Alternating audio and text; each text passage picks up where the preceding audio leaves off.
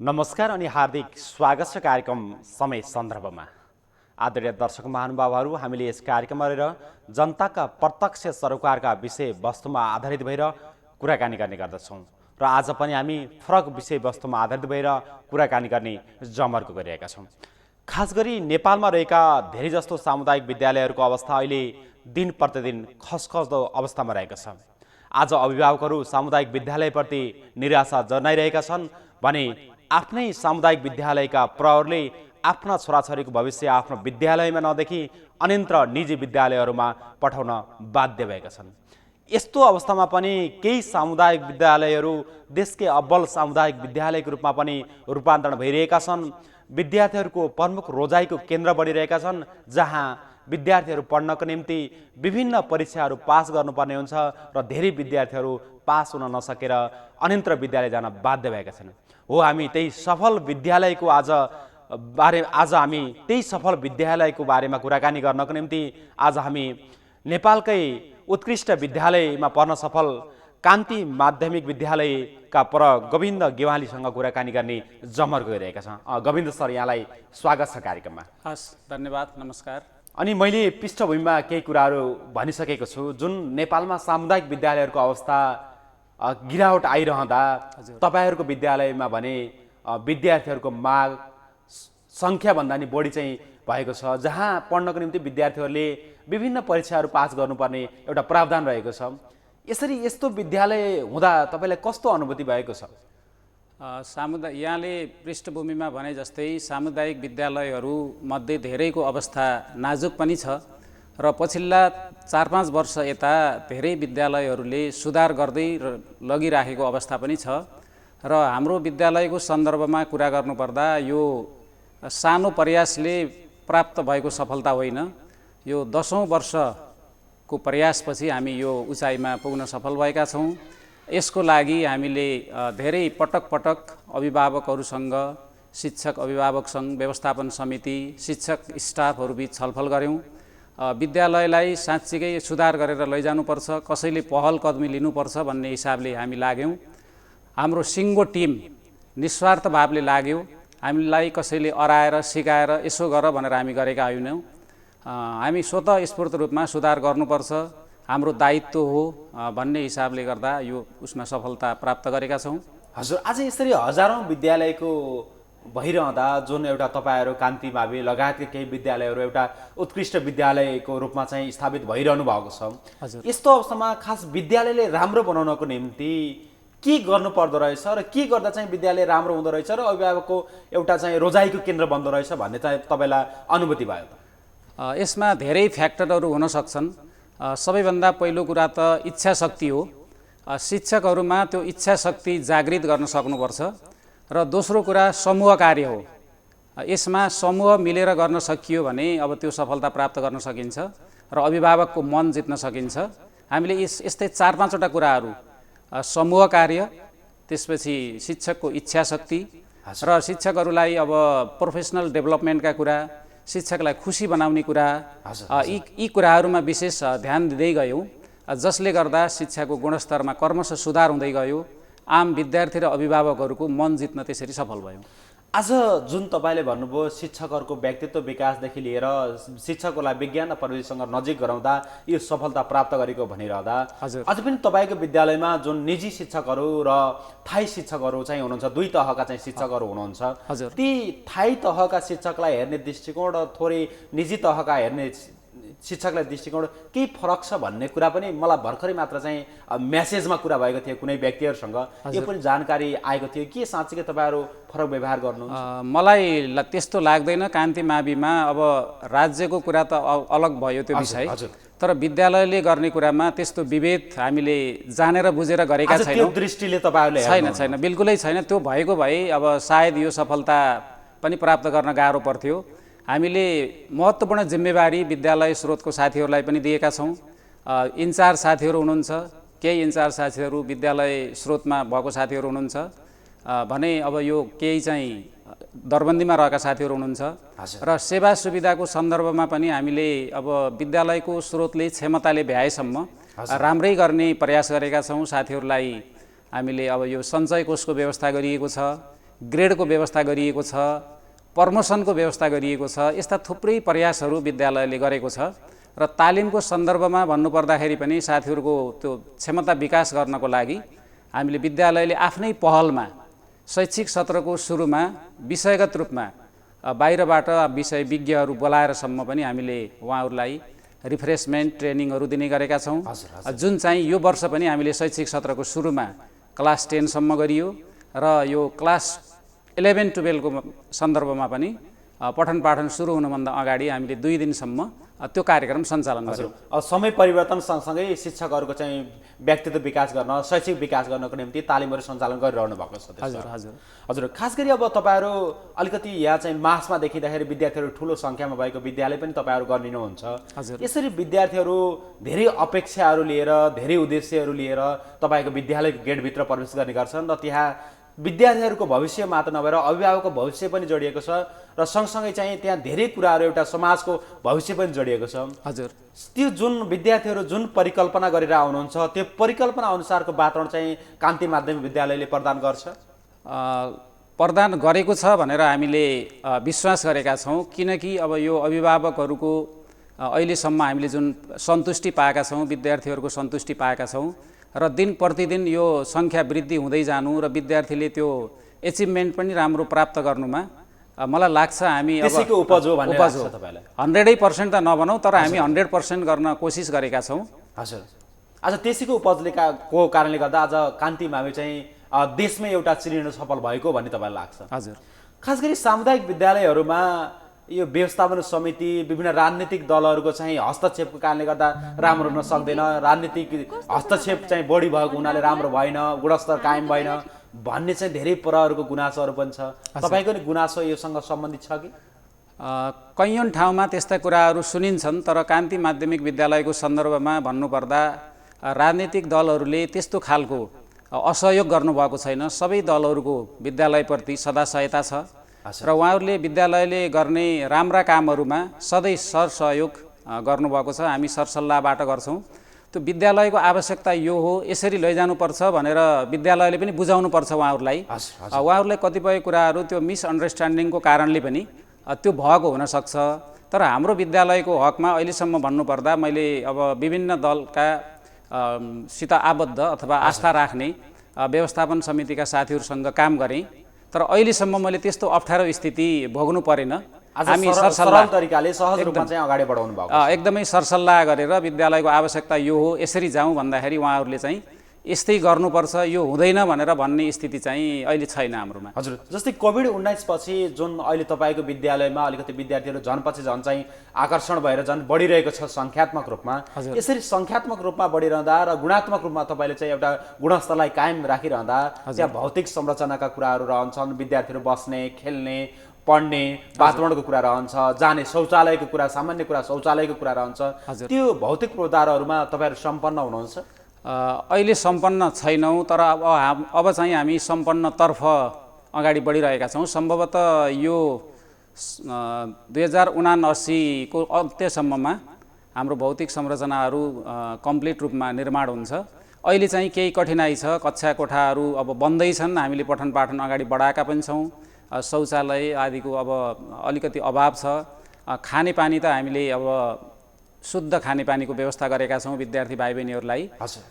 त्यो लगभग म्यानेज हुँदैछ जे प्रक्रियामा रहेको छ। अझै भौतिक संरचनाले तपाईँहरू चाहिँ सम्पन्न हुनुभएको छैन। हजुर, खास गरी तपाईँलाई अब विद्यालय जुन चाहिँ सेन्टर एरियामा छ, जुन विद्यालय बाहिर चाहिँ हाट बजारहरू पनि लाग्ने गर्छ, कति त्यो विद्यालयलाई त्यो हाट बजार लाग्ने समयले, त्यो हाट बजार लाग्ने ठाउँले प्रभावित बनाएको छ कि असर पुर्याएको छ कि? यो हाट बजारले विद्यालय परिसरभित्र होहल्ला त्यस्तो डिस्टर्बेन्स त छैन, तर अगाडिपट्टिको बाटोमा जुन फुटपाथमा त्यो तरकारी फलफुल आदि व्यवसाय गर्ने व्यवसायीहरू हुनुहुन्छ, उहाँहरूले बाटोमा अलि बिचमै ल्याएर त्यो बजारहरू लगाइदिँदा विद्यार्थीहरूलाई आवागमनमा, अनि बसहरू पनि छ हाम्रो, बसहरूभित्र प्रवेश गर्ने क्रममा चाहिँ अलिकति अप्ठ्यारो परेको छ। धेरै सङ्ख्यामा विद्यार्थीहरू अनि त्यो मोटरसाइकलहरू पनि त्यत्तिकै स्पिडमा त्यहाँ कुदाउने गर्दा कतै जोखिम त निम्ति नै होइन भनेर हामीले असाध्यै त्यसमा सतर्कता अपनाएका छौँ। नगरपालिकासँग पनि आग्रह गरेका छौँ अगाडिको बाटोबाट त्यो व्यवसायीहरूलाई अरू विकल्प खोजेर हजुर अलि सुरक्षित ठाउँमा राख्दा उहाँहरूलाई पनि ढुक्कसँग आफ्नो व्यवसाय गर्न हुने र विद्यार्थीहरूलाई पनि सजिलैसँग आवत जावत गर्न मिल्थ्यो। नगरपालिकाले यसतर्फ ध्यान पुर्याओस् भन्ने म विशेष आग्रह गर्न चाहन्छु। हजुर, खास गरी कान्ति माध्यमिक विद्यालयमा विगतमादेखि चाहिँ अहिले चाहिँ हेर्दाखेरि जुन तथ्याङ्क केलाउँदाखेरि अहिले वर्षेनी चाहिँ शैक्षिक सत्र सुरु हुँदा चाहिँ विद्यार्थीको सङ्ख्या चाहिँ 3 देखि 400 चाहिँ रूपमा चाहिँ बढिरहेको तथ्याङ्क हामीले चाहिँ देख्न सक्छौँ। जुन तथ्याङ्क अब एससी परीक्षाको रिजल्ट पनि अब केही समयपछि चाहिँ आउने तयारीमा रहेको छ र यसभन्दा अगाडि तपाईँले भनिहाल्नुभयो 11मा चाहिँ 11-1200को तुलनामा चाहिँ विद्यार्थीहरू रहनु भएको छ भन्ने कुरा गरिरहँदा अब पनि विद्यार्थी बढ्ने सम्भावना त देखिएको छ। हजुर, यो विद्यार्थीहरू बढ्ने सम्भावनालाई आकलन गरेर तपाईँले चाहिँ थप चाहिँ व्यवस्थापन गर्नको निम्ति कस्ता प्रयासहरू गरिदिनुहुन्छ, कस्ता सोचहरू सोच्दै हुनुहुन्छ? हजुर, हामीले त्यो योजना बनाएका छौँ। हाम्रो यहाँले भने जस्तै 300-400 जना होइन, हामीले कक्षा 10सम्मको कक्षा 9सम्मको विद्यार्थीहरू 1500 भन्दा बढी विद्यार्थीहरूलाई भर्ना गर्न नसकेर दुःख साथ फर्काउनु परेको अवस्था छ एउटा शैक्षिक सत्रमा। त्यो अब नर्सरीदेखि कक्षा 9सम्मको अवस्था हो। यसमा हामीले अहिले 1100 भन्दा बढी विद्यार्थी भर्ना गऱ्यौँ र कान्ति माविले अब असीमित रूपमा विद्यार्थी भर्ना गर्न सक्ने अवस्था छैन। हाम्रो पूर्वाधार र त्यो क्षेत्रफलको हिसाबले हामीले बढीमा 5555 विद्यार्थी राख्ने योजना बनाएका छौँ। त्यही अनुरूपले अहिले अब कक्षा 11मा यसै पछि विद्यार्थीहरू जुन भर्ना हुन आउनुहुन्छ त्यो सङ्ख्या मोटामोटी हामीले 1000 जनासम्म लिन सक्ने गरी योजना बनाएका छौँ। 1000 जना अहिले 1000 भन्दा माथि लिन सक्ने तपाईहरुको सामर्थ्यले भेट्दैन। कक्षा 11मा हामीले 1000 भन्दा बढी विद्यार्थीहरू लिन सक्ने अवस्थामा छैनौँ।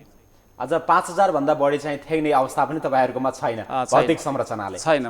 हजुर, यति धेरै विद्यार्थी भएको ठाउँमा तपाईहरु अध्यापन गराइरहनु भएको छ र तपाईले चाहिँ विगतमा चाहिँ निजी विद्यालयहरुमा पनि अध्यापन गराइरहनु भयो। जुन निजी विद्यालयमा पढाउँदाखेरिको त्यो अवस्था, त्यो तपाईको चाहिँ युवा अवस्था, त्यो पढ आज चाहिँ एउटा सामुदायिक विद्यालयलाई सुधार गर्दाको यो अवस्था सबै चाहिँ यो निजी विद्यालय र सामुदायिक विद्यालयहरु बीचको तालमेलमा मिल्दो रहेछ अथवा मिल्दो रहन्छ? यसमा मिलाउनु पर्छ। धेरै कुराहरू मिल्दैनन्, तर हामीले चाहिँ बिस्तारै मिलाउँदै गयौँ। मलाई संस्थागत विद्यालयहरूतर्फ अध्यापन गरेको अनुभवले पनि यसमा धेरै बल पुग्यो। हजुर हजुर। र यसमा के छ भने अलिकति व्यवस्थापनका कुराहरूमा चाहिँ अब संस्थागत विद्यालयतर्फ अलिकति चुस्त दुरुस्त हुने र हाम्रो सामुदायिक विद्यालयतर्फ प्रक्रियागत हिसाबले पनि केही झन्झटिलो छ। निर्णय प्रक्रियाहरूमा अलिकति समय लाग्छ, त्यसले गर्दा केही कठिनाइ हुन्छ र पनि हामीले अब त्यसलाई चाहिँ समन्वय गरेर मिलाएर सहकार्य गरेर अगाडि बढेका छौँ। र हाम्रोमा कस्तो छ भने अब प्राय सामुदायिक विद्यालयहरूमा पुराना शिक्षक साथीहरूबाट सोचे अनुरूप पठन पाठन भएन, समस्या भयो भन्ने सुनिन्छ। तर हाम्रो सन्दर्भमा त्यो त्यसको ठिक उल्टो छ। पुराना साथीहरू पनि असाध्यै मेहनत गरेर उत्साहका साथ साँच्चीकै गरौँ भन्ने भावले अगाडि बढ्नु भएको छ भने अब नयाँ सरुवा भएर आउने साथीहरू पनि हामीले त्यही खालको साथीहरूलाई सरुवा गराएर ल्याउँछौँ भने विद्यालय स्रोतमा राखेका साथीहरू पनि अब यङ साथीहरू हुनुहुन्छ। यसरी यो दुई पुस्ता बीचको एउटा अनुभव, लामो अनुभव भएको पुस्ता, अर्कोतर्फ नयाँ जोस जाँगर र प्रविधिसँग जोडिएको नयाँ पुस्ता, यसको फ्युजनले राम्रोसँग फ्युजन गराउन सकेको कारणले गर्दाखेरि पनि हामीलाई अब यो सफलतातर्फ बढ्नलाई सहयोग पुगेको छ। आज त्यो फ्युजन गराउने माध्यम त एउटा तपाईँ एउटा माध्यम बनिरहनु भएको छ। जुन त्यो तपाईँ माध्यम बनिरहँदा त्यो कामप्रति, त्यो लगनशीलताप्रति र त्यो चाहिँ उच्च चाहिँ कार्यशैलीप्रतिको श्रेय तपाईँले कसलाई दिन चाहनुहुन्छ? यो समग्र टिमको कुरा हो। यो मैले एक्लै गरेर सम्भव हुँदैन।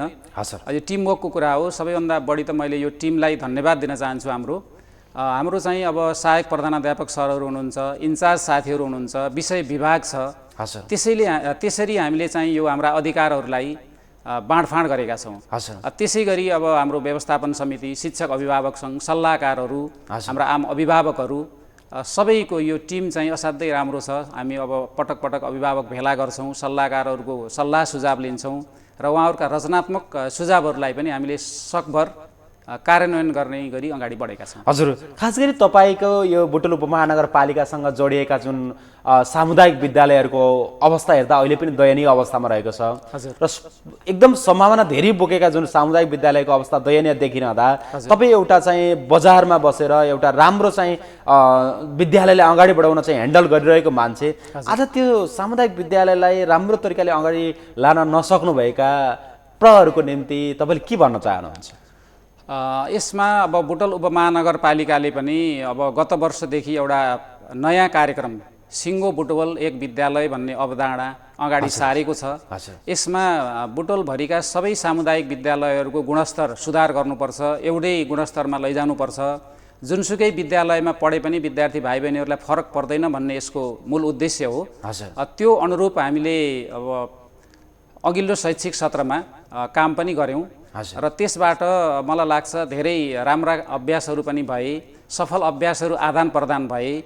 अनि यो विषयगत रूपमा हामीले तालिमहरू कार्यशाला पनि सञ्चालन गऱ्यौँ।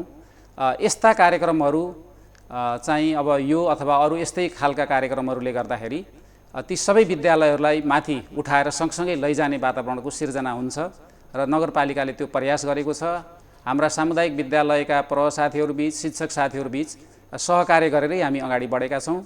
आशा गरौँ 2-4 वर्षभित्र बुटवल उपमहानगरपालिकाभित्रका सबै सामुदायिक विद्यालयको स्तर माथि उठ्नेछ र एकै प्रकृतिको हुनेछ भन्ने अब आशा गरौँ। हजुर, ठिक छ। अनि खास गरी तपाईँलाई चाहिँ थोरै जोड्न चाहेको मैले अर्को पनि विषय छ, जुन चाहिँ प्राय चाहिँ सामुदायिक विद्यालयहरूमा राजनीतिक हस्तक्षेप भयो, त्यहाँ चाहिँ शिक्षकले प्रले सबै कर्मचारीहरूले चाहिँ राजनीति गरेको हुनाले चाहिँ शैक्षिक सुधार भएन भन्ने कुरा छ। तर तपाईँको विद्यालयमा पनि विभिन्न सङ्घ सङ्गठनमा रहेका चाहिँ अब शिक्षकज्यूहरू हुनुहुन्छ, कर्मचारीज्यूहरू हुनुहुन्छ, तपाईँहरूको पनि राजनीति हुन्छ होला। तर तपाईँहरूकोमा राजनीति भए पनि गुणस्तर राम्रो हुने, अन्य विद्यालयमा चाहिँ खालि राजनीतिको रुमलिरहने अवस्था हो कि यो फरक के छ यसमा? यो आस्था, मानव जातिमा आस्था कुनै पार्टीप्रति, दलप्रति हुनु अस्वाभाविक कुरा भएन। अब हाम्रा साथीहरू बिचमा पनि त्यो आस्था छ र अब यसमा हामीले के गरेका छौँ भने आफ्ना आस्था जहाँसुकै भए पनि कान्ति माविको गेटभित्र छिरेपछि यसको सुधारको राजनीति गरौँ भनेर हामीले प्रतिबद्धता जनाएका छौँ। विद्यालय व्यवस्थापन समितिको पहिलो बैठकमा पनि हामीले के गर्छौँ भने हाम्रा राजनीतिक आस्थाहरू, विचारहरू जहाँसुकै भए पनि कान्तिको गेटभित्र छिरेपछि हामीले विद्यालय सुधारको राजनीति गरौँ, ती आस्थाहरू यहाँ अभिव्यक्त नगरौँ भनेर प्रतिबद्धता जनाउँछौँ र त्यो खालको अब लगभग सबै साथीहरूबाट त्यो प्रतिबद्धता कार्यान्वयनमा पनि आएको छ। आज कुनै त्यो प्रतिबद्धता कार्यान्वयन नहुने अवस्था उदाहरणको रूपमा पनि सिर्जना भएको छैन हाम्रो बिचमा। अब सबैजसो अब पेसागत हिसाबले हेर्दाखेरि सङ्घ सङ्गठन विभिन्न पेसागत उसमा आबद्ध साथीहरू हुनुहुन्छ, तर असाध्यै राम्रो सौहार्दता छ।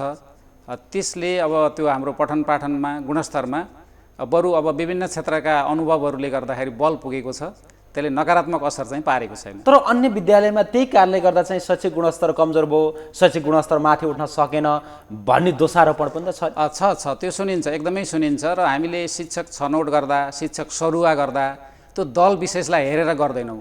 योग्य साथीहरू को हुनुहुन्छ, जुनसुकै दलमा उहाँको आस्था भए पनि मान्छे असल इमान्दार साथीहरू हामीले हेर्छौँ। त्यसले गर्दाखेरि शिक्षक सेवा आयोगबाट पास गरिसके मान्छे त सबै योग्य नै हुनुहुन्छ। त्यसमध्ये पनि योग्य मध्ये पनि अझै योग्य सर्वोत्कृष्ट उत्कृष्ट साथीहरू अब कान्ति भनेपछि सेन्टरमा छ।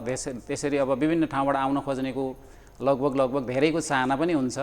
हामी त्यसरी छनौट गर्छौँ साथीहरूलाई। यो काठमाडौँ पछिको एउटा शैक्षिक हबको रूपमा लिने जुन बुटवललाई अब साँच्चीकै शैक्षिक हबको रूपमा चाहिँ रूपान्तरण गर्न सकिन्छ? हामी प्रतिबद्ध भएर लाग्नुपर्छ सबै यसमा। अब यो कसैले अराएर सिकाएर गर्ने भन्दा पनि केही गरौँ, सुधार गरौँ, आफूले अब केही योगदान समाजमा छोडौँ भन्ने खालको इच्छा शक्ति हुनुपर्छ। शिक्षकले चाहेमा गर्न सक्छन् र त्यसमा अब नेतृत्व लिने हिसाबले प्रमा त्यो खालको प्रतिबद्धता त हुनैपर्छ। व्यवस्थापन समितिमा अध्यक्ष लगायत पदाधिकारीहरू आउनुहुन्छ, उहाँहरू पनि विद्यालय सुधार गरौँ भन्ने हिसाबले आउनुहुन्छ। उहाँहरू सबै इमान्दार हुने हो भने असम्भव छैन, गर्न सकिन्छ। तर त्यसमध्ये पनि जिम्मेवार भएर चाहिँ लाग्ने प्रमुख निकाय के त को त? प्रमुख निकाय त अब विद्यालयको हकमा सबै प्रशासनिक हिसाबले, कार्यकारी प्रमुखको हिसाबले प्रको भूमिका नै प्रमुख रहन्छ। त्यसपछि व्यवस्थापन समिति र आज प्रमुख भनेको एउटा चालकको रूपमा रहेर चाहिँ प्रले नै काम गर्नुपर्छ। प्रको चाहिँ जुन सक्रियता, लगनशीलता र क्रियाशीलताले नै आज विद्यालयको शिर उच्च रहने हो। सक्रियता त प्रमुख रूपमा अब प्रको व्यवस्थापन समितिको अध्यक्षको रहनै पर्छ। त्यसको अलावा सँगसँगै साथीहरूलाई पनि लिएर हिँड्नुपर्छ। त्यो अब एक्लैले गर्न त सम्भव छैन। आज त्यसैको जस चाहिँ तपाईँले लिइरहनु भएको एकदमै। हजुर, कान्ति विद्यालय मैले जुन पहिला पृष्ठभूमिमा जोड्दाखेरि एउटा सामुदायिक विद्यालय मध्येकै एउटा राम्रो विद्यालयको रूपमा अहिले गनिन्छ र सबैले कान्ति विद्यालय लगायतका यहाँका चाहिँ बुटोलका केही सामुदायिक विद्यालयहरूको चाहिँ चर्चा परिचर्चा गर्दा हामीलाई पनि गर्व महसुस हुन्छ, किनभने आफ्नो ठाउँको विद्यालय हो, आफ्ना मान्छेहरूले पढ्ने विद्यालय हो। तथापि यो पढ्ने त सबै कुरा एउटै हो, जहाँ यहाँ बुटोल मा पढे पनि, जहाँ चाहिँ रोल्पा रुकुममा गएर पढे पनि पढ्ने विषयवस्तु सिलेबस सबै कुरा त एउटै हो। तर त्यसभन्दा फरक कान्ति माविले चाहिँ के गर्छ? कान्ति माविले फरक धेरै कुराहरू गर्दैन, केही अब विषय प्रसङ्ग विषयवस्तु त उनै हुन्, त्यसको अब तौर तरिकाहरूमा केही फरकहरू छन्। अब हाम्रो अनुभव प्राप्त साथीहरू हुनुहुन्छ, मैले अघि पनि भनिसकेँ, अब तालिमले गर्दाखेरि पनि साथीहरूलाई विषयवस्तु सहज रूपले कसरी प्रस्तुत गर्ने, कक्षा कोठामा शिक्षण सिकाइ क्रियाकलाप कसरी अगाडि बढाउने भन्ने कुरामा त्यो सहयोग पुर्याउँछ। र हामीले विद्यार्थीको प्रतिभालाई पहिचान गरेर अब कुन खालको विद्यार्थीसँग कस्तो खालको प्रतिभा छ त्यसलाई उजागर गर्ने प्रयास गर्छौँ। र अब भाइ बहिनीहरूलाई अब अलिक बढी सहयोग गर्नुपर्ने, सिकाइमा सहयोग गर्नुपर्ने भाइ बहिनीहरूलाई त्यही अनुसार हामीले सुधार गर्ने प्रयास गर्छौँ, उहाँहरूलाई फिडब्याकहरू दिने गर्छौँ। अब रेगुलर होमवर्कहरू चेक गर्ने, त्यसपछि अब फर्स्ट टर्म सेकेन्ड टर्म पछि भाइ बहिनीहरूले लेखेका कपीहरू हेर्न लगाउने, कमी कमजोरीहरू कहाँ रहेका छन् त्यो भनिदिने, उहाँहरूलाई सुधार गर्न लगाउने, अभिभावकहरूलाई बोलाएर पटक पटक चाहिँ हामीले अभिभावक भेला गर्ने, रिजल्ट दिँदाखेरि अनिवार्य रूपमा अभिभावकको उपस्थिति गर्ने, यी कुराहरू गर्छौँ। यसले गर्दाखेरि त्यो भाइ बहिनीहरूको एचिभमेन्ट चाहिँ बढ्दो रहेछ। हजुर, उपलब्धिमूलक चाहिँ भइरहेको छ ज्याउस। हजुर, त्यसको अलावा एउटा विद्यालयमा भएपछि विद्यार्थीहरू चाहिँ बल खेल्न चाहन्छ, क्रिकेट खेल्न चाहन्छ, विभिन्न कविता चेस प्रतियोगितामा भाग लिन चाहन्छ। त्यसको निम्ति त्यो अतिरिक्त क्रियाकलापमा तपाईँले कसरी जोड दिनुभएको छ, जोड दिनुभएको छैन, कस्तो छ अवस्था अहिले? अतिरिक्त क्रियाकलापको लागि हाम्रो अतिरिक्त क्रियाकलाप विभाग छ, त्यसमा हामीले एकजना अब खेलकुद र अतिरिक्त क्रियाकलाप हेर्ने गरी शिक्षकको पनि व्यवस्था गरेका छौँ। र शैक्षिक सत्रको सुरुमै हामीले प्रतिभा पहिचान गर्छौँ विद्यार्थी भाइ बहिनीहरूको, उहाँहरूको रुचि कुन कुन क्षेत्रमा छ त्यही रुचिको क्षेत्र पहिचान गरेर हामीले उहाँहरूलाई तयार गर्दै लैजान्छौँ। उदाहरणको लागि हिजो मात्रै पनि हाम्रो भाइ बहिनीहरूले भानु जयन्ती र गुरु पूर्णिमाको अवसरमा रामायण वाचन अनि गएर भानुभक्तको जीवनमा आधारित रहेर उहाँहरूले कथा कविताहरू यस्ता रचना गर्ने प्रतियोगिता गर्नुभयो। र हाम्रो भाइ बहिनीहरूले आफ्नो क्षमता अनुसार यस्ता प्रतिभाहरू प्रस्फुटन गरिराख्नु भएको छ। र रूपन्देही जिल्लामा धेरै जसो प्रतियोगिताहरूमा कान्ति माविले प्रथम द्वितीय तृतीय स्थान प्राय जसो क्रियाकलापहरूमा हासिल गरेकै छ। त्यो चाहिँ निजी तथा संस्थागत विद्यालयहरूसँग प्रतिस्पर्धा चाहिँ अहिले कान्ति मावि चाहिँ गरिरहेको छ, एकदमै गरिरहेको छ। यसरी तपाईँले काम गरिरहँदा तपाईँलाई कामको आनन्द अनुभूति भएको छ कि कतै हिंताबोध साबित भएको छ? एकदमै। म चाहिँ शिक्षण पेसा धेरै साथीहरूको सुनिन्छ, अब अरू अन्ततिर त्यो अलिकति राम्रो गर्न सकिएन, यसो शिक्षक भएर समय बिताइराखेको गर्न नसकेपछि यतातिर लाग्यो भनेर निराशा व्यक्त गर्नुहुन्छ। मेरो सानैदेखिको इन्ट्रेस्ट पनि हो, शिक्षण पेसाप्रति मैले उच्च सम्मान गर्छु र पेसाप्रति रमाउन सकियो भने मात्रै राम्रो गर्न सकिन्छ। म त शिक्षक साथीहरूलाई के अनुरोध गर्न चाहन्छु भने यो पेसामा रमाउन सकिँदैन, तपाईँको मनोबल कमजोर हुन्छ भने कृपया यसतर्फ नलाग्नुहोस्। मलाई त यसमा लागेर अब यो यी कलिला विद्यार्थी भाइ बहिनीहरूलाई केही कुराहरू हामीले सिकाउन पाएकोमा र समाजमा एउटा केही न केही योगदान गर्न पाएकोमा एकदमै गर्व महसुस गरेको छु। आज आनन्द अनुभूति भएको छ तपाईँलाई? शिक्षण पेसाप्रति कुनै आत्मग्लानि छैन? कति पनि छैन। म धन्न यो पेसाप्रति लागेछु, अरू क्षेत्रका विकृति विसङ्गतिहरू सुन्दा हेर्दा म पनि त्यतातिर लागेको भए म आफ्नो विद्यार्थी जीवनमा म पनि अब स्कुल प्रथम हुने, कक्षा प्रथम हुने अब्बल विद्यार्थी थिएँ, कतै म त्यतातिर लागेको भए पश्चाताप पो हुने थियो कि भन्ने अहिले मैले आफ्नो इमानप्रति आफ्नो प्रतिष्ठाप्रति चाहिँ कतै दाग लाग्थ्यो कि भन्ने लाग्थ्यो कि। तर शिक्षक पेसामा त्यो अवस्था रहेन, एकदमै। त्यहाँ चाहिँ भ्रष्टाचार हुने कुरा भएन, कुनै पनि लेनदेनको कुरा तपाईँसँग सम्बन्धित रहेन एकदमै। अच्छा, कतै विद्यालयमा तपाईँले यो भनिरहँदा भ्रष्टाचारसँग मुछिएका प्रहरू पनि हुनुहुन्छ नि? हजुर, हुनुहुन्छ, सुनिन्छ त्यो कुराहरू, धेरै ठाउँमा ती कुराहरू सुनिन्छ। मलाई चाहिँ एकदमै अब दुःख लाग्छ साथीहरूका त्यस्ता सुन्दा। त्यो खालको प्रवृत्ति देखाउने हो गर्ने हो भने शिक्षण पेसा किन अवलम्बन गर्नु? अरू खालकै पेसा अवलम्बन गर्दा राम्रो हुन्छ। कृपया साथीहरूले त्यस्ता गतिविधिहरू गरेर यो शिक्षण पेसालाई अपमानित गर्ने बदनाम गर्ने नगरिदिनु हुन पनि म हार्दिकतापूर्वक अनुरोध गर्न चाहन्छु। हजुर, खास गरी नेपाल सरकारले माध्यमिक तहलाई अनिवार्य तथा निःशुल्क शिक्षा दिने घोषणा गरिरहेको छ। हजुर। तथापि तपाईँहरूले नै भन्छु मैले, हजुर। तपाईँहरूले नै केही मात्रामा फी चाहिँ विद्यार्थीहरूसँग लिनुहुन्छ। हजुर। तपाईँले किन यसरी लिनुहुन्छ फी? सरकारले सरकारले चाहिँ निःशुल्क गर्ने अनिवार्य गर्ने भनिरहेको छ। तपाईँले सरकारले भनेको नै मान्नुहुन्न, यो कारण के हो? यो असाध्यै राम्रो प्रश्न यहाँले उठान गर्नुभयो। यसमा हाम्रो यो बाध्यता हो। हुन त धेरै विद्यार्थी भर्ना गर्नुपर्छ भनेर हामीलाई कसैले भनेको पनि होइन। हजुर। हाम्रोमा अब 25 जना मात्रै सरकारी अनुदानमा तलब खाने हामी छौँ शिक्षकहरू। हजुर।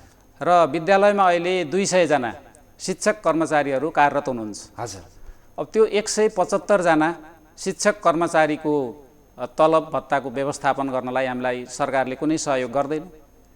त्यसको लागि हाम्रो त्यो दुईवटा तरिकाहरू छन्। एउटा चाहिँ पसले घरहरू सटरहरू छन्, त्यसबाट हुने आम्दानी, र हामीले विद्यार्थी यहाँले भने जस्तै हामीले विद्यार्थी सङ्घबाट शुल्क लिएका छैनौँ। अभिभावकज्यूहरूले एकदमै हार्दिकतापूर्वक तपाईँले सहयोग भनेर उठाउनुहुन्छ, तर खास भन्दा शुल्क नै हो त्यो। अभिभावक तपाईँहरू लिनुहुन्छ हो, एकदमै हो। त्यो चाहिँ हामीले त्यसरी अभिभावक सहयोग लिएका छौँ र त्यो दुईटा अभिभावक सहयोग र त्यो सटरबाट हुने आम्दानीबाट चलेको छ। र अहिले हाम्रो मासिक चाहिँ 70 लाख त्यो खर्च हुन्छ तलब भत्तामा सरकारले दिने बाहेक।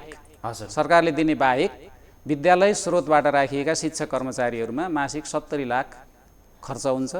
त्यसको व्यवस्थापन हामीले त्यसरी गरेका छौँ। यो असाध्यै गम्भीर विषय छ। कहीँ कतै अलिकति तलमाथि पर्यो भने हाम्रो त्यो जुन 175 जना शिक्षक कर्मचारीहरू हुनुहुन्छ उहाँहरूको भविष्य नै धरापमा पर्छ। त्यो अवस्थालाई जोड्नको निम्ति, उहाँको भविष्यलाई सुनिश्चित गर्नको निम्ति विद्यार्थीलाई प्रयोग गर्नुभएको, त्यसको अर्थ त्यो पनि नभनौँ। अब त्यसरी अभिभावकहरूले सामान्य सहयोग गर्दा उहाँहरूले संस्थागत विद्यालयतर्फ जुन अब ठुलो रकम उहाँहरूले तिर्नु पर्थ्यो, त्यहाँ बाध्यता पनि छ, लगानी पनि छ। त्यो कारणले गर्दाखेरि अब उहाँहरूले सस्तोमा त्यो अथवा त्योभन्दा माथिल्लो लेभलको पढाइ गुणस्तर पाउनुभएको छ भने अभिभावकहरू असाध्यै खुसी हुनुहुन्छ। हामीले के यहाँले यो भनिरहँदाखेरि हामीले के गरेका छौँ भने सक्ने अभिभावक सङ्घबाट लिएका छौँ सहयोग। कसैले नसक्नेले मैले आधा दिन्छु भन्नुहुन्छ, त्यो पनि ठिकै छ। कसैले मैले त सक्दिनँ बाबु भन्दै वृद्ध बुवा आमाहरू आउनुहुन्छ, ठिक छ बाबु नानीलाई पठाइदिनु। त्यो अवस्थामा तपाईँहरू हुनुहुन्छ? एकदमै दिन नसक्ने अभिभावकहरूलाई हामीले बाध्य गरेका छैनौँ। तर धेरै उदाहरणहरू त परीक्षामा रोक्ने, परीक्षामा विद्यार्थीलाई पार्टिसिपेट हुन नदिने पनि उदाहरणहरू त छन्। त्यो सुनिन्छ, तर हामीले चाहिँ अब पैसा नतिरेको कारणले विद्यार्थी भाइ बहिनीहरूलाई परीक्षा दिन नदिएको भन्ने त्यस्ता खालका कामहरू गरेका छैनौँ। र अब हामीले अर्को के गरेका छौँ भन्नुहुन्छ भने विद्यालय क्षेत्र, हुन त विद्यालय क्षेत्र त्यसरी ठ्याक्कै यकिन पनि यो सहरमा अलिक गाह्रो छ। कान्ति माविको क्षेत्र सेवा क्षेत्र कुन हो भनेर किटान गर्न गाह्रो छ। हाम्रो सेवा क्षेत्र विशेष गरेर वार्ड नम्बर बुटोल उपमहानगरपालिकाको वार्ड नम्बर 4, 5, 3, 4, 5, 6, 1, 2 यी वार्डका विद्यार्थीहरूलाई हामीले भर्नामा पनि एकदमै प्रायोरिटी दिएर अरू बाहिरका भाइ बहिनीहरूलाई हामीले स्तर मापन भन्छौँ। उहाँहरूलाई कुन कुन सेक्सनमा राख्ने, के क्षमता छ, कति कमजोरी छ भन्ने छुट्याउनलाई पनि हामीले त्यो स्तर मापन परीक्षा लिन्छौँ भर्ना गर्दा। र लोकल विद्यार्थीहरू र अब त्यो सानो कक्षाका विद्यार्थीहरूलाई हामीले एकदमै सहज किसिमले भर्ना गरेका छौँ। हाम्रो त्यो अब घर दैलो स्थानीय स्तरमा तपाईँहरूले चाहिँ स्तर मापन गर्नु नै, स्थानीय स्तरमा रहेका ती विद्यार्थीहरूलाई तपाईँले सहज रूपमा चाहिँ भर्ना गर्नु? स्तर मापन गर्छौँ। स्तर मापन गरेपछि कुन सेक्सनमा तिनलाई राख्ने, के चाहिँ तिनलाई थप सिकाइ सहायता गर्नुपर्छ भन्ने हिसाबले हामीले त्यो क्लास अनुसार हेर्छौँ उहाँहरूको क्षमता। तर भर्नामा चाहिँ एकदमै सहज रूपले हामीले भर्ना गरेको प्रायोरिटी एकदमै प्रायोरिटी भएन र भने होइन। विभेद भन्नाले विभेद भएन। लोकललाई प्राथमिकता दिनु, सेवा क्षेत्रकालाई प्राथमिकता दिनु त कर्तव्य हो होइन? यो त एउटा देशका कुनै पनि कुनाबाट आउने विद्यार्थीले समान अधिकार पाउनु त उसको पनि त नैसर्गिक अधिकार हो। पढ्न पाउने अब नैसर्गिक अधिकार हो। त्यो अधिकारलाई हामीले मिचेका छैनौँ। तर प्राथमिकतामा पहिलोमा लोकललाई राखेर दोस्रोमा उहाँहरूलाई राखेका छौँ। हजुर, यो तपाईँहरूको विगतदेखिको यो अभ्यास हो। त्यो अभ्यासलाई निरन्तरता दिनुभएको छ। हजुर।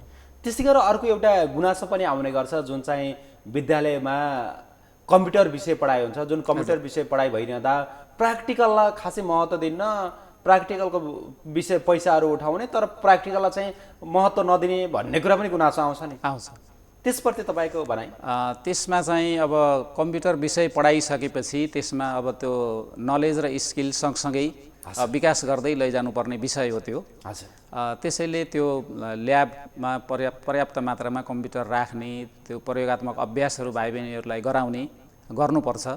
र हाम्रोमा छ त्यो कम्प्युटर ल्याब चाहिँ व्यवस्थित ल्याब छ। यद्यपि त्यो विद्यार्थी सङ्ख्याको आधारमा अहिले अलि अपर्याप्त छ। हाम्रो नयाँ भवन बनिरहँदा हामीले त्यसलाई सुधार गर्ने पक्षमा छौँ। र त्यो कम्प्युटर एउटा विषय हो। अब कम्प्युटर विषय बापत भनेर छुट्टै अब त्यो शुल्क लिनु पनि राम्रो होइन। यद्यपि त्यसमा मर्मत सम्भार गर्दा अब कम्प्युटर थप्दा केही खर्च बढी लाग्छ, त्यो हिसाबले अब हुने कुरा सामान्य हो। तर कम्प्युटर विषय लगाएको भन्दैमा त्यो छुट्टै धेरै शुल्क लिनु चाहिँ त्यति राम्रो तपाईँहरूले लिनुहुन्न? छैन, हाम्रोमा त्यस्तो छैन। अनि विद्यार्थीहरूलाई चाहिँ समय समयमा कम्प्युटर ल्याबमा लगाएर चाहिँ एकदमै सिकाउने गर्नु भएको छ, तर पर्याप्त मात्रामा छैन। अन्य चाहिँ साइन्स ल्याबहरूको अवस्था के छ? हाम्रो यो लुम्बिनी प्रदेशमै कान्तिमावि चाहिँ साइन्स हब, साइन्स हबको रूपमा विकास गर्ने भनेर यो शिक्षा युवा तथा खेलकुद मन्त्रालय लुम्बिनी प्रदेशले योजना अगाडि बढाएको छ। त्यसै अनुरूप अहिले हाम्रो एकाडेमिक बिल्डिङ र होस्टल सहितको अहिले त्यो अत्याधुनिक संरचना बनिराखेको छ। र हाम्रो फिजिक्स, केमिस्ट्री, बायोलोजी ल्याबहरू असाध्यै राम्रा छन्। त्यो राम्रा छन् भनेर हामी के को आधारमा भन्छौँ भन्दा अब थुप्रै विद्यार्थी भाइ बहिनीहरू त्यहाँ आउनुहुन्छ, पढ्नुहुन्छ, विभिन्न ठाउँका ल्याबहरू उहाँहरूले हेर्नुभएको छ। त्यसै गरी अब जिल्लाभित्र र बाहिरका धेरै विद्यालयबाट पनि साथीहरू अब असल अभ्यासहरू आदान प्रदान गर्ने क्रममा आउनुहुन्छ र ल्याबहरू राम्रो रहेछ, यहाँको यस्तै खालको ल्याब बनाउनु पर्ला भन्दै उहाँहरूले फोटो लिएर जानुहुन्छ। एउटा निरीक्षण अथवा अनुगमन अथवा अवलोकन गर्ने एउटा माध्यम बनेको छ। हजुर हजुर। अर्को कुरा एउटा मैले गोविन्द सरलाई सोध्नै पर्ने कुरा मैले सोध्न चाहिरहेको छु। खास गरी विद्यालयमा विभिन्न प्रकृतिका विद्यार्थी भाइ बहिनीहरू हुनुहुन्छ र उहाँहरू विभिन्न, कोही चाहिँ शारीरिक रूपमा अशक्त हुनुहुन्छ, कोही चाहिँ बौद्धिक रूपमा अशक्त पनि हुनुहुन्छ। प्रत्येक चरणका प्रत्येक प्रकृतिका विद्यार्थीहरू चाहिँ अध्ययन गर्नुहुन्छ र खास गरी त्यहाँ विद्यालयमा अलिकति अपाङ्ग मैत्री चाहिँ विद्यालय भवन भएन, अपाङ्ग मैत्री चाहिँ शौचालयहरू भएन भन्ने जनगुनासो पनि आउने गर्छ। तपाईँले किन अपाङ्ग मैत्री शौचालयहरू, अपाङ्ग मैत्री भवनहरू बनाउँदा किन चुक्नुभयो, किन चाहिँ गराउन सक्नु भएन? होइन, पहिला बनेका संरचनाहरूमा त्यस्तो होला, तर अहिले बनिरहेका संरचनाहरू चाहिँ अपाङ्ग मैत्री छन्। त्यो डिजाइनभित्रै त्यसको त्यो परेको छ। र कहिलेकाहीँ कस्तो हुँदो रहेछ भन्दा यो अलिकति अपाङ्ग विद्यार्थीहरूलाई हामीले त्यो कक्षाको उहाँहरूले पढ्ने क्लासमा गएर पनि भन्नुपर्दो रहेछ। त्यो क्लासका भाइ बहिनीहरूलाई उहाँहरूले कुनै अब उसले यस्तो अपाङ्गता भएको होइन, अब जन्मिँदाखेरि त्यस्तो समस्या भयो, त्यसैले हामीले यसलाई चाहिँ लिएर अनावश्यक मजाकको विषय बनाउनु हुँदैन, उहाँहरूलाई सरसहयोग गर्नु होला भनेर म आफै क्लासमा लिएर गएर भन्छु। त्यसपछि त्यो क्लासका भाइ बहिनीहरूले उहाँहरूलाई असाध्यै कोअपरेट गर्ने, सहयोग गर्ने गरेको देखिएको छ। ती विद्यार्थी भाइ बहिनीलाई हामीले सुरुमा त्यो सबल विद्यार्थी भाइ बहिनीहरू त्यो क्लासका जुन हुनुहुन्छ उहाँहरूलाई त्यो खालको कुरा बुझाउन सकियो भने उहाँहरूबाटै ती अपाङ्ग भाइ बहिनीहरूले माया र ममता पाउनुहुन्छ। आज त्यो अवस्था छ। आज अपाङ्ग मैत्री चाहिँ विद्यालयहरू बनिरहेका छन् र त्यसको उदाहरण तपाईँहरू दिन सक्ने चाहिँ लायकमा हुनुहुन्छ। हजुर, त्यसमा गर्व छ तपाईँलाई। हजुर। अनि खास गरी हामी अहिले अब कार्यक्रमको अन्त्यतिर पनि आइसकेका छौँ। हजुर। अन्त्यमा कान्ति विद्यालयमा अब नयाँ शैक्षिक सत्र भनौँ, अर्थात् 11 कक्षा चाहिँ सञ्चालन, अब फेरि पुनः नयाँ विद्यार्थीहरू आउँदै हुनुहुन्छ। 12 कक्षा तपाईँहरूले सञ्चालन गरिसक्नु भएको छ। यस बिचमा जुन 12 कक्षाभन्दा अझ राम्रो व्यवस्थापन गरेर राम्रो तरिकाले गुणस्तर कायम गर्नको निम्ति अब आउने ती विद्यार्थीहरूलाई कस्ता प्रकृतिका विद्यार्थीहरू हाम्रोमा चाहिँ सुइटेबल हुन्छन्, कस्ता प्रकृतिका विद्यार्थीहरू चाहिँ हाम्रोमा चाहिँ सहज रूपमा चाहिँ पढ्न पाउनुहुन्छ भन्ने लाग्छ? हजुर, अब सम्भवतः यसै महिनाको अन्त्यतिर अथवा साउनको पहिलो हप्तामा एसईको नतिजा प्रकाशन हुने भन्ने समाचार हामीले सुनेका छौँ। र कान्तिमाविमा 2064 सालदेखि विज्ञान, व्यवस्थापन, ह्युमानिटिज र एजुकेसनका विभिन्न विषयहरूको हामीले सफलतापूर्वक अध्ययन अध्यापन गराइरहेका छौँ। र अब साइन्सतर्फ बायोलोजी र कम्प्युटर छ भने म्यानेजमेन्टतर्फ पनि धेरै विषयहरू, फाइनान्स, कम्प्युटर लगायतका विषयहरू हामीले राखेका छौँ। त्यसमा अब त्यो कति जिपिए प्राप्त गरेका भाइ बहिनीहरूले कुन कुन विषय पढ्न पाउने भन्ने कुरा त अब त्यो उल्लेख गरिएको छ।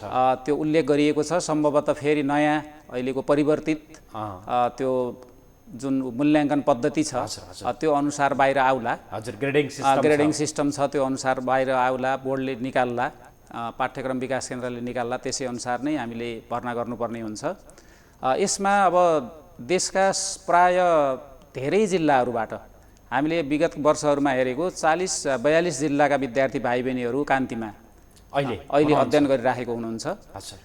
त्यस हिसाबले अब यहाँ कान्ति माविमै कक्षा 10 उत्तीर्ण गर्ने भाइ बहिनीहरू लगायत अब यहाँ बुटोल रूपन्देही एरियाका भाइ बहिनीहरू र पहाडी जिल्लाका थुप्रै भाइ बहिनीहरू, गुल्मी, पाल्पा, अर्घाखाँचीका भाइ बहिनीहरू आउनुहुन्छ। र भाइ बहिनीहरूले विषय छनौट गर्दा मैले के अनुरोध गर्न चाहन्छु भने आफ्नो रुचि र क्षमतालाई नबिर्सनुहोस्। अरू साथीभाइ कहिलेकाहीँ साथीभाइले यो विषय पढे भनेर हामी त्यतातिर लहलहैमा लाग्दाखेरि पछुताउनु परेका उदाहरणहरू पनि छन्। तपाईँले जुन विषय अध्ययन गर्नुहुन्छ त्यसलाई चाहिँ राम्रोसँग बुझेर अध्ययन गर्नुहोस्। समाजमा सबै विषयको त्यत्तिकै महत्त्व छ। अभिभावकज्यूहरूले पनि अब आफ्नो रुचिको आधारमा प्रेसर नगर्नुहोस् भाइ बहिनीहरूलाई।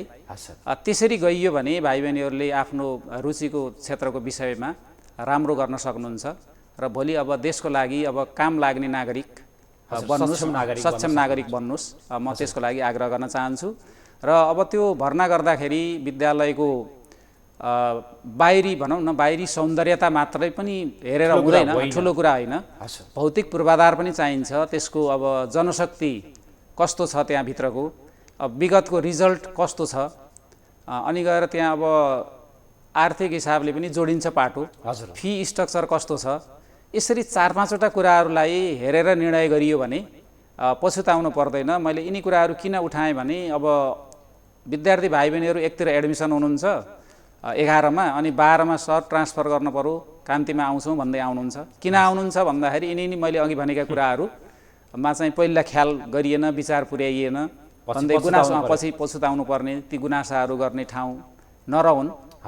यो निर्णय गर्दाखेरि अभिभावकज्यूहरूले, विद्यार्थी भाइ बहिनीहरूले असाध्यै विचार पुर्याएर गर्नु होला, आफ्ना अग्रजहरूसँग सरसल्लाह लिनु होला। म त्यही विनम्रतापूर्वक अनुरोध गर्न चाहन्छु। हस् सर, हामी गोविन्द सर हामी कार्यक्रमको अन्त्यमा आइसकेका छौँ। अन्त्यमा यो हाम्रो संवादलाई र हाम्रो यो लुम्बिनी सामुदायिक टेलिभिजनलाई हेरेर बस्नुहुने आदरणीय दर्शकहरूको निम्ति र खास गरी चाहिँ कान्ति माध्यमिक विद्यालयका समस्त अभिभावक, शुभचिन्तक तथा सम्पूर्ण चाहिँ आम नागरिकहरूको निम्ति तपाईँले के भन्न चाहनुहुन्छ? सर्वप्रथम त लुम्बिनी टेलिभिजन र हजुरलाई म विशेष धन्यवाद र आभार व्यक्त गर्न चाहन्छु। यहाँहरूले मलाई यो स्टुडियोमा बोलाएर विद्यालयका र मेरा आफ्ना विचारहरू व्यक्त गर्ने अवसर प्रदान गर्नुभयो र म समग्र अभिभावकज्यूहरू र विद्यार्थी भाइ बहिनीहरूलाई विनम्रतापूर्वक अनुरोध गर्दछु, यहाँहरूले आफ्नो जुन ऊर्जाशील समय छ त्यसलाई चाहिँ सही किसिमले उपयोग गर्नुहोस्। विगतमा कोभिडले गर्दाखेरि भाइ बहिनीहरूको पठन पाठनको माध्यम चाहिँ अब यो मोबाइल, ल्यापटपहरू बने, त्यसको सही सदुपयोग गर्नुहोस्। धेरै अभिभावकज्यूहरूको गुनासो अहिले पनि छ, छोराछोरीहरूको अलिकति ध्यान चाहिँ पढाइतिर भएन, यो मोबाइलतिर, ल्यापटपतिर, फेसबुकतिर बढी भयो भन्ने गुनासो छ। लामो समयसम्म पठन पाठन बाहेक अन्य गतिविधिहरूमा यहाँ अल्मलिनु भयो भने यहाँहरूको पढाइ जुन विषयवस्तु हो त्यो राम्रोसँग अगाडि बढ्दैन र अब क्षमतालाई यहाँहरूले चिन्नुहोस्, आफ्नो क्षमता र इमान्दारपूर्वक आफ्नो कर्मक्षेत्रमा उत्साहित भएर लाग्नुहोस्। म यही अनुरोध गर्न चाहन्छु। हजुर, हस् गोविन्द सर, आफ्नो व्यस्त समयको बावजुद पनि हाम्रो स्टुडियोलाई टाइम दिएर आउनुभएकोमा हार्दिक आभार व्यक्त गर्न चाहन्छु। हस्, धन्यवाद। आदरणीय श्रोताहरू, उहाँ हुनुहुन्थ्यो कान्तिक माध्यमिक विद्यालय बुटोलका प्राचार्य गोविन्द गेवाली। आजलाई हाम्रो कार्यक्रम यति नै। हाम्रो कार्यक्रम कस्तो लाग्यो, जस्तो लाग्यो त्यस्तै सल्लाह सुझाव र प्रतिक्रिया दिँदै जानुहोला। हेर्दै गर्नुहोला लुम्बिनी सामुदायिक टेलिभिजन। नमस्कार।